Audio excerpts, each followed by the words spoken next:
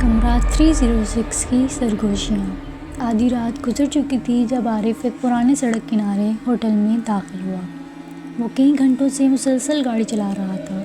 آنکھیں نیند سے بوجھل تھیں اور جسم تھکن سے چور تھا۔ موسم بھی عجیب تھا، ٹھنڈی ہوائیں چل رہی تھیں اور باہر دھند نے سب کچھ اپنی لپیٹ میں لے رکھا تھا۔ ہوٹل کا استقبالیہ خالی خالی سا لگ رہا تھا۔ پرانی لکڑی کی میز کے پیچھے بیٹھا ایک بوڑھا آدمی جس کی آنکھوں میں ایک عجیب سا ویران پن تھا، خاموشی سے اسے دیکھ رہا تھا۔ عارف نے اپنی جیب سے بٹوا نکالا اور کمرہ بک کرنے کے لیے رقم دے دی۔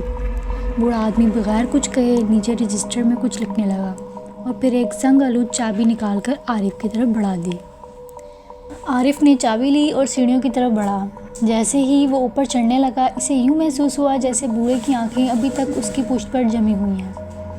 ہوٹل کی راہداری لمبی اور مدھم روشنیوں سے مزین تھی جو بار بار جھانک رہی تھیں۔ فرش پرانی لکڑی کا تھا جو قدم رکھنے پر چرچرا اٹھتا تھا۔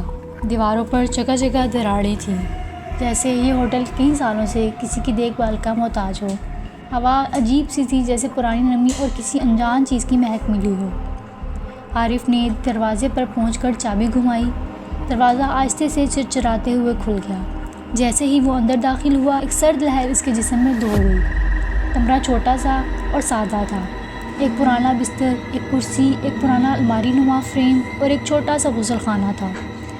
مگر جو چیز سب سے زیادہ عجیب تھی وہ یہ تھی کہ کمرے کی فضا میں ایک عجیب سا بوجھل پن تھا، جیسے ہوا میں کسی کی موجودگی گھلی ہو۔ عارف نے سر جھٹکا، اپنے بیگ کو کرسی پر رکھا اور بستر پر دراز ہو گیا۔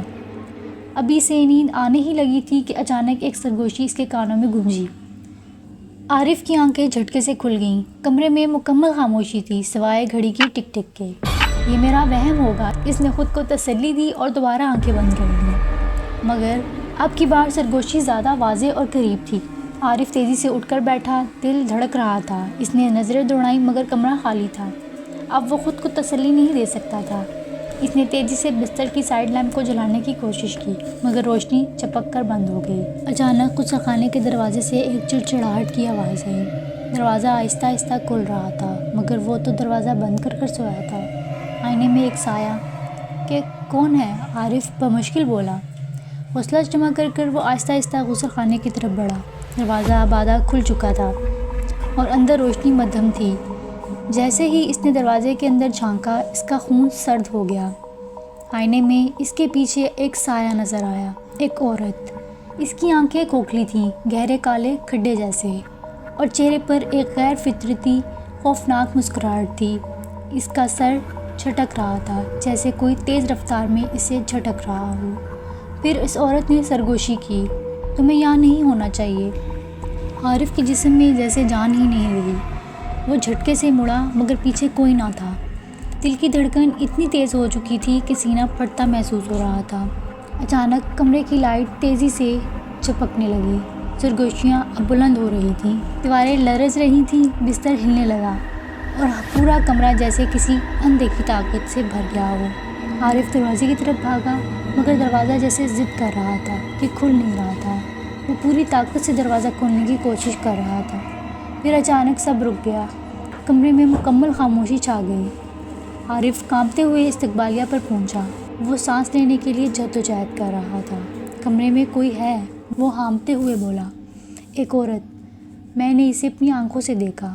بوڑھا آدمی جو اب تک کسی کام میں مصروف تھا، آہستہ سے سر اٹھا کر عارف کو دیکھنے لگا۔ اس کی آنکھوں میں کوئی حیرت نہیں تھی، جیسے یہ سن کر وہ بالکل بھی حیران نہ ہوا ہو۔ کمرہ 306؟ ہاں۔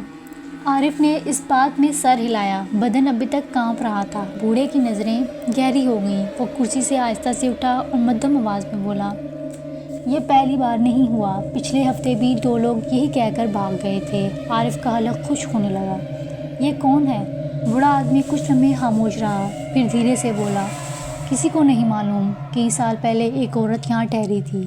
اگلی صبح دروازہ اندر سے بند تھا مگر کمرہ خالی، نہ لاش ملی نہ کوئی سراغ، بس سرگوشیاں رہ گئیں۔ عارف نے گھبرا کر پیچھے دیکھا۔ کمرہ 306 کا دروازہ اب کھلا ہوا تھا اور وہاں تاریکی میں 2 کھوکھلی آنکھیں اسے گھور رہی تھیں، اور پھر دروازہ خود بخود آہستہ سے بند ہو گیا۔